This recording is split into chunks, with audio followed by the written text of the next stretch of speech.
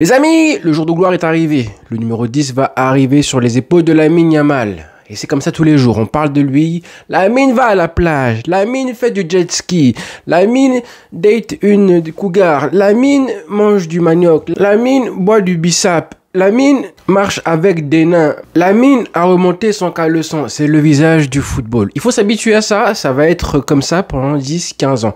Est-ce qu'on en fait un petit peu trop? Est-ce qu'on n'est pas en train de tomber un petit peu trop tôt dans la fascination d'un joueur comme on en avait pour Messi et CR7? Je pense que le sport et le football a besoin d'avoir une figure de proue, une espèce de tête de gondole, un visage sur lequel on s'identifie. Ça aurait pu être Mbappé, malheureusement Mbappé, voilà, toutes les petites polémiques, les contrats avec le PSG, le Real Madrid et l'image écornée du joueur qui a pris du coup un petit peu le melon. En tout cas, c'est ce que nous, on ressent, la grande majorité des fans du football, du coup, ressentent envers Mbappé. Du coup, on a eu Vinicius qui aurait pu prendre le flambeau, malheureusement.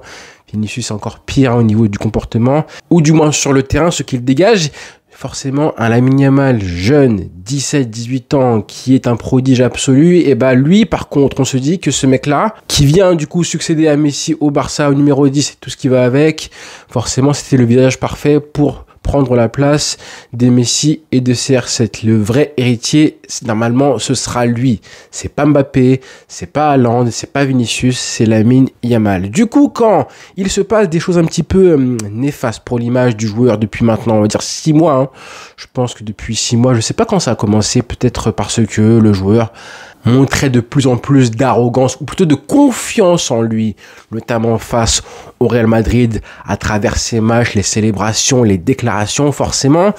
On a compris qu'on avait affaire non pas à un Messi qui gardait les émotions pour lui, à un Kylian Mbappé qui travaillait sa communication. Lui, il en a rien à péter, il est intègre, il est droit dans ses bottes, il est juste authentique. Et ça dérange beaucoup de personnes de voir un jeune joueur, du coup, qui a confiance en lui niveau XXXXL, notamment les médias français qui font le maximum pour créer des campagnes de décrédibilisation. Mais on vous voit, on comprend très bien votre stratégie, et ce qui me rassure, moi, c'est de voir que les supporters du Barça, mais même en général dans les commentaires, des articles pondus, des tweets très malveillants de la part de RMC notamment, on a en général beaucoup de supporters du Barça et d'autres clubs qui comprennent, qui sont pas dupes, qui sont pas naïfs et qui ne tombent pas dans le piège de la hate watch concernant un joueur de 17-18 ans. Quelle honte! Quelle honte! Et je me dis que maintenant qu'il est majeur, ça pourrait être pire de la part des médias qui n'auront même plus l'excuse, en tout cas la retenue plutôt, de se dire qu'on va pas mettre un pressing à un jeune enfant, à un adolescent, un mineur, maintenant qu'il a 18 ans, on va le charger comme si c'est un homme, maintenant c'est un homme, et ben on va le charger comme s'il avait un passif, un passé, voire même un casier judiciaire. C'est juste honteux, ce n'est pas grave. En tout cas, pour l'instant, tant que le joueur n'a pas subi cette espèce d'obligation de soigner son image, et ben là, je pense qu'on a un joueur qui va continuer à être confiant sur le terrain. Il en a parlé récemment en disant que le plus important dans le football, c'est la confiance. Et justement, le jour où ce joueur va commencer à réfléchir, c'est là qu'on va voir de quoi il est capable en fait. Là, pour l'instant, c'est facile. Il est jeune, il est le plus jeune de sa génération. Il joue avec des darons. Il n'y a que Koubarsi dans l'équipe qui a son âge avec Marc Bernal, c'est tout. Mais au Barça, il est le plus jeune. Il a que des grands frères dans l'équipe, dans l'effectif. Il joue aussi contre des darons qui ont parfois le double de son âge. Donc, quand vous êtes petit et plus jeune, c'est plus facile. T'as pas la pression. Au pire, si tu rates, c'est parce que t'es le plus jeune. Mais un jour, quand il aura 22, 23 ans, 24 ans, et qu'il sera du coup peut-être non pas le plus vieux de l'équipe ou de l'effectif, mais plutôt un joueur qui a la tâche et la responsabilité de prendre des plus jeunes sous son aile, là par contre il va commencer un peu plus à réfléchir et à se dire qu'il doit être un exemple pour les plus jeunes. Et aussi que le Barça, que l'équipe du coup et les résultats dépendent de lui, qu'il est le premier facteur de réussite ou d'échec du Barça. Que si jamais le Barça échoue, il sera le premier pointé du doigt, ce qui n'est pas encore le cas. Pour l'instant, on se dit, et c'est normal, on se dit que ce n'est pas à lui d'assumer les échecs et la réussite du Barça. Si jamais le Barça joue mal ou perd des matchs, ce ne sera jamais lui pour l'instant le premier fautif et le premier visé. Ça arrivera un jour. Et ce jour-là, quand il va commencer à réfléchir et à douter, c'est là justement qu'on voit les vrais tauliers, les vrais cracks mentaux. Là, pour l'instant, c'est un petit peu plus facile. Même s'il dégage évidemment une espèce de confiance en lui qu'on a rarement vu. On a rarement vu un espèce de culot à cet âge-là. J'ai vu ça évidemment chez CR7, chez Messi, forcément, chez Neymar aussi, Neymar oui clairement. Et voilà, c'est là la différence. Dans le sport, la technique c'est bien, la tactique et tout, le QI football aussi, mais le mental c'est évidemment la première variable. C'est le premier point où tu dois être le plus fort, c'est le mental. C'est le mental qui te permet de jouer dans les grands matchs, notamment en Ligue des Champions, comme tu joues à l'entraînement ou dans ton jardin ou à la cour de récréation. Parce que jouer au football et jouer bien au football, il y en a beaucoup évidemment qui savent le faire. Les gestes techniques hyper compliqués, les virgules, les roulettes et tout, à l'entraînement c'est facile. Mais en match, les tenter et les réussir face à des gros défenseurs, ça par contre c'est beaucoup plus compliqué. Et pour le réussir, il faut évidemment du mental, encore plus que de la technique. Parce qu'encore une fois, des gestes techniques, il y en a plein, des millions de personnes qui peuvent les faire, les mêmes. Même si c'est vrai que là, hier soir, le Barça, a partagé une petite séquence de Lamine Yamal à l'entraînement, avec un Lamine Yamal qui s'amusait à dribbler Lewandowski, Gavi. Ça allait tellement vite, la petite virgule là, je sais pas si vous avez vu ça. Incroyable. Bref. La vitesse, l'explosivité du joueur. Alors aujourd'hui, ça va être le grand jour pour lui. Ça va être le jour où il va porter le légendaire numéro 10 de Ronaldinho, de Romario, de Messi, de Riquelme, de Rivaldo, de beaucoup de personnes. Pas de Neymar, justement. Ne suis pas l'exemple de Neymar, Lamine Yamal. On sait que oui, c'est ton idole. Ça, c'est très bien, d'accord. Maintenant, ce numéro 10, ça va être un élément supplémentaire qui va, du coup, faire en sorte que le joueur va être exposé. Tu es numéro 10, donc, du coup, des responsabilités.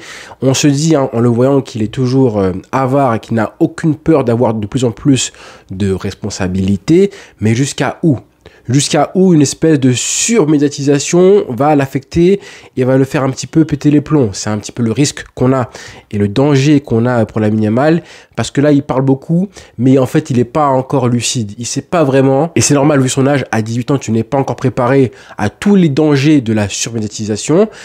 Quoi qu'il en dise, et même s'il paraît hyper mature, il n'est pas au courant de tout ce qui pourrait lui arriver. Donc évidemment, attention à lui, à prendre soin du joueur, notamment le club Hansi Flick, Deco, Laporta, l'agent du joueur, Jorge Mendes, hyper important, lui pareil pour son entourage qui vient des quartiers populaires, qui lui non plus ne connaît pas les dangers de la surmédiatisation, qui va devoir du coup faire le maximum pour continuer à cadrer le joueur de 18 ans, et surtout les coéquipiers aussi, on le dit pas assez, mais c'est vraiment eux qui doivent jouer un rôle hyper protecteur, j'ai envie de dire. Rappelez-vous des mots de Samuel Eto'o qui disait à Eden Hazard, un joueur qui ne s'entraîne pas sérieusement, ça se paye cash, comme disait tonton Samuel. Donc là, on n'en est pas là, évidemment. Lamine Yamal n'a aucun problème de professionnalisme, et tant mieux. Il aime le foot, il mange foot, il dort foot, il boit foot. Et surtout, il a des objectifs. Et il en parle très souvent, de la Coupe du Monde, du Ballon d'Or, de la LDC.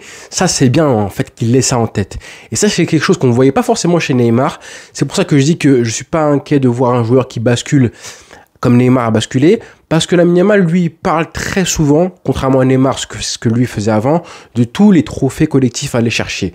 La Coupe du Monde, l'Euro, il a ça en tête, le Ballon d'Or. Il en a parlé encore une fois hier soir en interview, en disant que ce serait un rêve de remporter le Ballon d'Or, mais il pense qu'il l'aura, en tout cas, il n'est pas inquiet de l'avoir, évidemment, un jour ou l'autre. Je le cite, grâce à mes capacités et à mon état d'esprit, je crois que cela finira par se réaliser.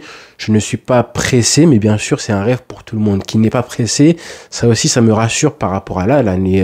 Si jamais il ne le prend pas en 2025, là, et que Dembélé le prend, du coup, devant lui, j'ai envie de me dire qu'il ne sera pas affecté, en fait, pas du tout. Il est patient et il sait que normalement, s'il reste sérieux, ça finira par arriver un jour ou l'autre. Que ce soit là, à 18 ans, 19 ans, bon, à 19 ans, c'est compliqué parce que la Coupe du Monde dépendra forcément sur qui sera le Ballon d'Or.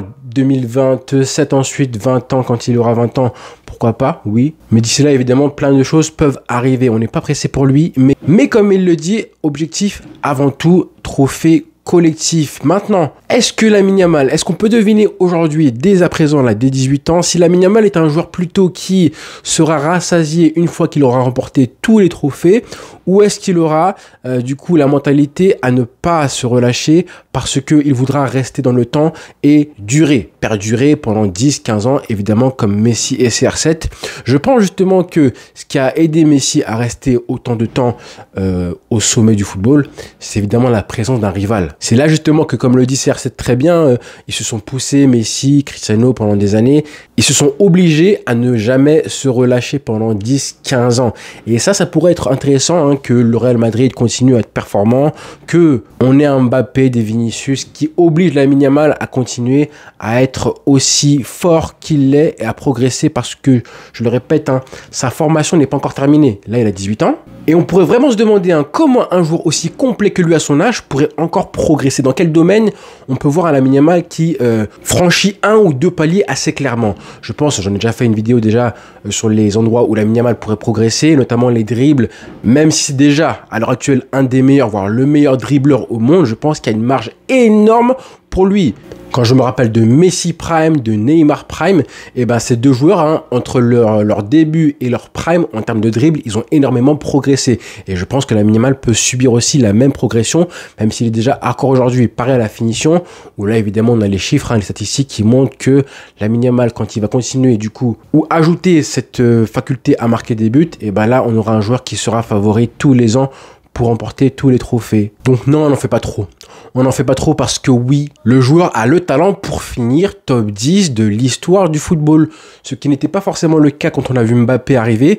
En tout cas, on se doutait que il y avait peut-être une forme de surcotage, hein, c'est comme ça qu'on dit en français, concernant Mbappé. Bon, c'est pas de sa faute, hein, parce qu'il était annoncé comme le potentiel R9 2.0, le potentiel Pelé qui remporte la Coupe du Monde en 2018 à 19 ans. Donc forcément, les comparaisons. On a Lamine Yamal là aujourd'hui qui a le talent. Et je parle très souvent de la différence entre le talent et les accomplissements, et comment un joueur peut réussir à aller chercher une carrière à la hauteur du talent. Vous voyez, hein, ici il y a le talent qui est du coup le niveau qu'on constate d'un joueur, et justement les accomplissements, c'est évidemment ce que le joueur réussit à faire dans sa carrière, qui vont atteindre ce que le talent prédestinait à l'origine. Et ça, je trouve que pour Lamine Yamal, ça va être le défi ultime. On a eu pour Messi par exemple, hein, je le dis souvent, que Messi, lui, il avait un talent qui était ici, et que malgré tout ce qu'il a accompli en carrière, hein, je pense qu'il n'a pas réussi à accomplir ce que son talent lui permettait de faire. Et pourtant, le mec a remporté une Coupe du Monde, 2 Copa América, 8 Ballons d'Or, 4 LDC, et tout